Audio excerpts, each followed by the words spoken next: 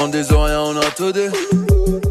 Yes Massive, c'est Specté qui est le FBB pour parole inutile. On parle pour ne rien dire et en disant rien, on a tout dit. Aujourd'hui, c'est une petite vidéo pour un hommage à quelqu'un de super important dans la musique urbaine antillaise, dans la culture que je pense que vous aimez autant que moi si vous êtes ici, l'homme qu'on appelle Dawa.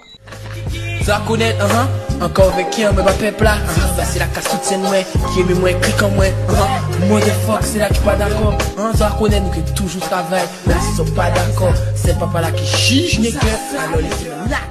Dawa qui nous a malheureusement quitté hier, au moment où j'enregistre cette vidéo, quelqu'un de très important encore une fois dans la musique urbaine de la, on va dire, à partir de la deuxième moitié des années 2000.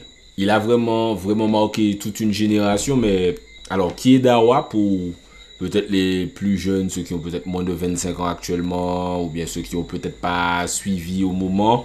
Dawa, ben, c'est un artiste guadeloupéen, super talentueux, qui pouvait toucher un petit peu à différents styles musicaux, mais qui s'est surtout fait connaître et reconnaître à travers la crunk music, donc au moment où elle a vraiment explosé, un petit peu après les States, elle est arrivée du coup en Guadeloupe, et lui il a été l'un des précurseurs et surtout l'un des artistes les plus impressionnants sur ce style musical.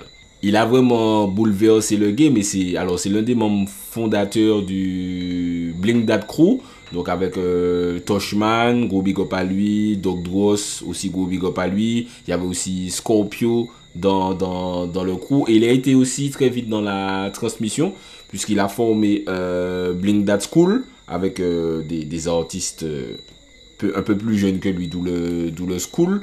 Des artistes qu'on fait parler d'eux, puisqu'il y a eu Lilo qui était présent dans cette formation. Il y a aussi notamment Dacha Dollars qui était présent dans Blink That School, et qui après est lui-même, en tout cas a eu lui-même l'occasion de produire des artistes, alors que voilà, il vient un peu de l'arbre généalogique underground de Dawa. Donc voilà, Dawa même à ce niveau, c'est quelqu'un de crucial, de très important dans l'underground, puisque voilà, j'ai vraiment beaucoup de respect pour les gens qui transmettent, les gens qui passent le flambeau, les gens qui donnent les informations, les gens qui donnent des conseils, les gens qui présentent des artistes au grand public. Surtout que lui, il était à un stade pas encore extrêmement avancé de sa carrière, si on parle vraiment de carrière, et il avait déjà pourtant cette démarche de faire ça, donc c'est extrêmement louable. Mais on va s'attarder sur la musique, puisque c'est vraiment ce qui est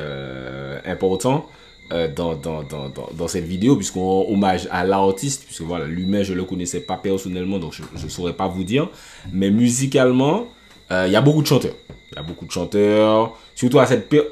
Il y a beaucoup de chanteurs maintenant, mais à cette période-là, c'était vraiment le moment où ça devenait la mode de chanter, où tu avais 150 000 chanteurs sur tous les sites, etc. Donc, c'était vraiment le début, tu sais, où tout le monde rappait un peu dans son lycée, etc. Mais, voilà, donc Nietzsche chantait, mais Dawa, c'était quelqu'un qui était hors du commun, vraiment. Il y a des chanteurs, tu les vois, tu te dis, tu les entends peut-être une ou deux fois, et tu te dis, ok, non, lui, non, c'est autre chose, tu vois, c'est autre chose. Moi, quand je pense à des boucons, ben, donc, Dawa, moi, quand je pense à des boucons Genon, moi, quand je pense à des boucons Yongcheng, tu les entendais à cette époque-là, puisqu'il y en a, voilà, Yongcheng chante encore, voilà, etc. Bref, mais vous voyez ce que je veux dire. À ce moment-là, quand on les entendait, on savait directement, ok, là, on a autre chose devant nous, là. Donc, Dawa, bien sûr, le public l'a connu, le grand public, puisqu'il y a des gens qui le connaissaient déjà avant et tout machin, mais le grand public l'a connu avec Kizeb Kishit, donc sur l'instru de... c'est Crime Mob, je crois pas que ce soit Crime Mob, mais en tout cas l'instru c'était Knock If You Buck, qui est un gros classique aux States. Ce sont là un gros classique aux States, le Knock If You Buck, et c'est drôle parce qu'il n'est pas trop connu, par exemple en Martinique, c'est pas un truc qui passe en soirée, etc. Mais c'est drôle qu'il soit un classique aux States et qu'on ait notre classique dessus aux Antilles. Donc voilà, quand Kishit sort, c'est Radmar, le clip est super hood. À la fin, le gars qui fait la warrior pendant super longtemps, ça a traumatisé les gens. Voilà, Kizeb Kishit, c'était trop. C'était une sorte de... C'est le moment où Dawa est arrivé, il a tapé sur la table, boum, en mode je suis là. Mais puis pas vite pour prendre le débit, ni poupée pour en hôtel. Maintenant, route sous ni en motel. Pour nous faire toucher des gotels, nous aimer filmer grand bonnet. Zep shit, à l'hôtel. Mais Kizep Kishit, voilà, c'est une partie de l'iceberg. C'est une partie de l'iceberg. Je pense que c'est celui qui a le plus pété parce que le refrain était vraiment trop, frère. Je sais pas s'il a calculé ça quand il l'a fait, mais le refrain de ça, c'était fini. Tu l'entendais une fois, c'était terminé. Tu le chantais pendant toute la journée. Mais c'est vraiment une partie de l'iceberg. Pourquoi je dis ça? Parce que Dawa, c'est surtout un flow unique, frère. Le flow de Missy était unique. Sa voix aussi, même son look, les lyrics. En plus, les lyrics c'était technique parce que souvent il y a des gens qui basent tout sur le look, l'aspect, le cosmos entre guillemets quand on dit machin. Mais lui, il était vraiment fort en fait. C'est-à-dire que lyrics Missy était super technique. C'est-à-dire que tu analyses la construction des rimes de Missy. Missy était méga fort, mais vraiment méga fort, quoi. Et puis c'était un performeur. C'était un performeur de malade. Parce qu'à cette époque-là, on était vraiment dans la performance. On était dans, voilà, comment tu kicks, comment t'es en live, comment t'es en freestyle, chop freestyle, machin, etc. Donc, lui, c'était vraiment un performeur. Et je pourrais pas tout vous citer, bien sûr, toutes ces performances à chaud comme ça. C'est pas le but non plus. Mais je vous invite vraiment à découvrir ou à redécouvrir son freestyle à Média Tropical en 2006. C'est un truc qui a traumatisé tout le monde dans l'underground à cette période-là. C'est-à-dire que tu écoutais ça, tu te disais, ah ouais, là, il y a un truc qui se passe. Il y a un truc qui est en train de se passer. Et les freestyles à Média Tropical sont souvent légendaires. Il y en a beaucoup. Moi, celui de Samix avec Big J, je l'ai beaucoup saigné. Celui de Kerozen avec Naïsi qui était avec lui, je crois, je l'ai beaucoup saigné. Celui de Mighty Killa X-Men, je l'ai beaucoup saigné. Je crois qu'il c'était Chris aussi, je crois. Voilà, les freestyles Média Tropical, c'était vraiment une institution. Mais celui de Dawa, en plus, tu vois, comme je vous citais, souvent ils étaient plusieurs, etc. Ils étaient un ou deux ou machin. Il y a eu, je crois, Saïk et Sam, etc. Là, je crois que c'était un Média Tropical aussi. Mais Dawa, il est arrivé solo. Il me semble qu'il était solo. En tout cas, la partie que j'écoute le plus, il était solo. Et le gars a découpé ça. C'est-à-dire que j'ai l'impression que les gars, même dans le studio, étaient en mode, mais c'est un ovni. C'est du jamais vu ce qui est en train de se passer. Le gars était vraiment trop fort. Et surtout sur un style qui était unique en fait. Tu vois, c'était vrai, à ce moment-là, c'était super unique la façon dont Missy posait sur de la crunk, enfin, parce que même la crunk en Amérique, c'est pas des gars techniques de ouf. Lil Jon, les East Side Boys, les Bokois, les Scrappy, machin. C'est pas des gars super techniques, lyricistes.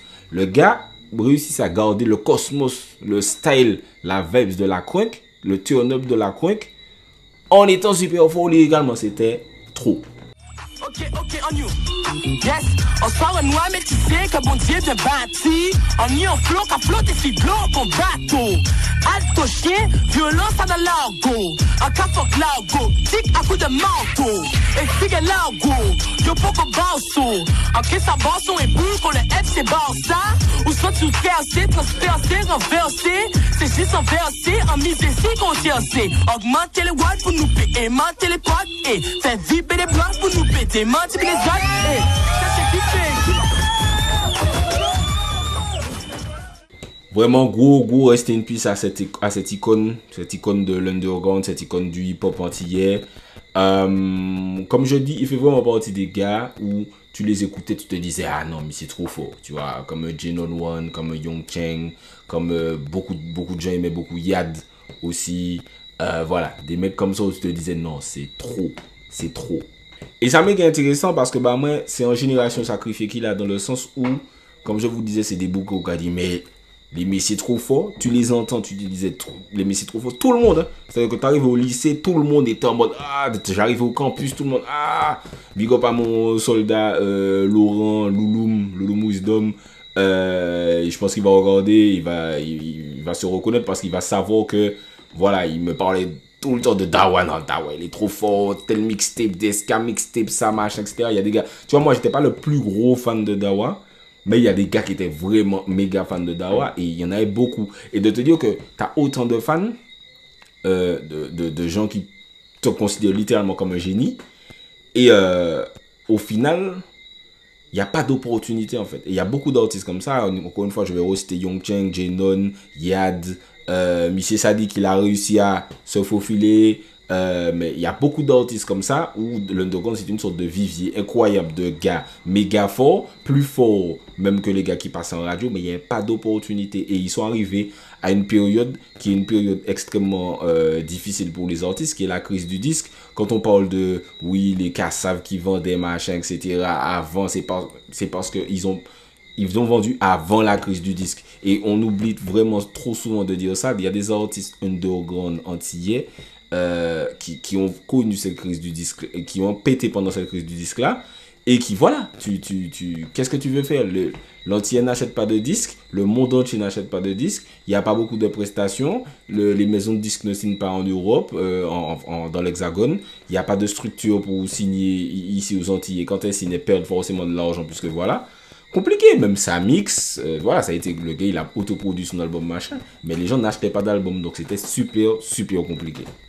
Dawa, lui, à un moment, il a eu la possibilité de taffer avec AP du 113, donc il était je crois le label s'appelait Frénésique, donc il était signé, il devait sortir un album, finalement ça s'est pas fait, mais voilà, je pense que c'est pour les raisons que je vous cite, c'était compliqué de sortir des albums, vendre des albums, tu vois, comme maintenant on est en mode ouais, disque d'or, single de platine, single de nana, on a la mémoire très courte, c'était très compliqué, et voilà, c'est le des piliers qui a malheureusement dû subir ça, je pense.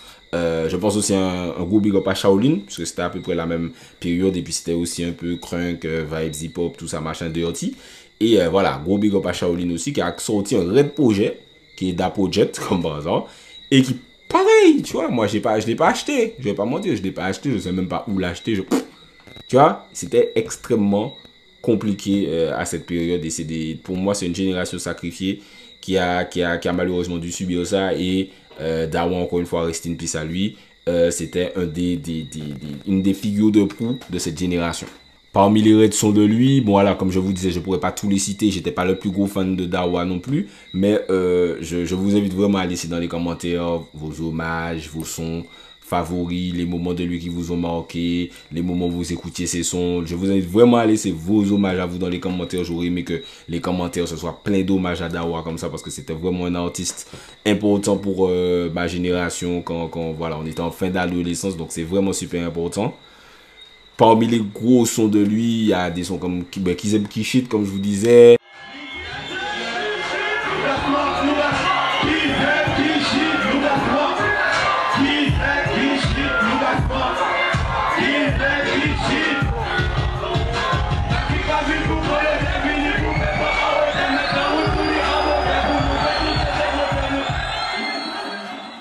Mon préféré à moi, c'est Nous Kaouvek en nous. Nous Kaouvek en nous, nous Kaouvek en nous, parce que nous savons que c'est en nous, nous Kaouvek en nous, nous sentis tous les en nous, parce qu'il y a qui ça qui arrête nous, nous Kaouvek en nous, nous Kaouvek en nous. Il y avait Parfait Marche arrière avec Toshman. D'ailleurs, big up à Toshman. J'aimais beaucoup aussi le son Entendre dire Larry. Il y avait Lyrical en l'eau.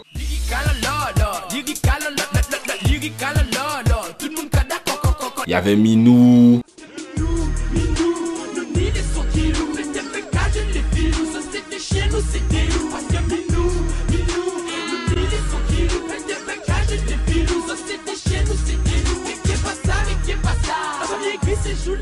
Il y avait Public La Difficile, il y avait Bonoulet avec Débouillat un peu après, tu vois, il a aussi fait partie de cette période où Débouillat explosait fort. Donc voilà, gros catalogue.